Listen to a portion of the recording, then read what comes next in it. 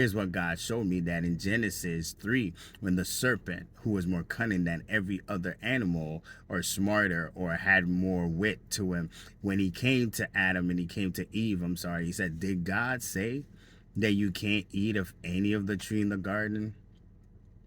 And that's a lie, because the enemy twisted it. God never said that, because if you go back to Genesis chapter 2, verse 16, God said you may eat of every fruit in the garden.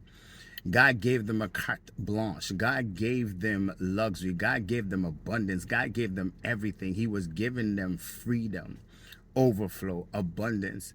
But the enemy came back and said, hold up, did God say you can't eat from anything? That's not what God said. He said you can eat from everything. So what God showed me this morning, young people, parents, teachers, anyone listening to me, is that one tree that God said they shouldn't eat from was that tree that was the tree of fear.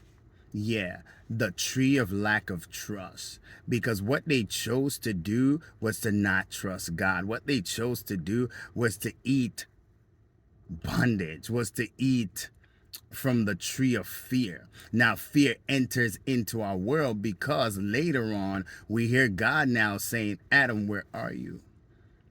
And he said, I was afraid because I heard you and I realized I'm naked. I realize that I'm now fearful. I realize that I'm now in bondage. I realize that I'm not free. But God made them free. He gave them everything. The lack of trust will always cause us to live in fear.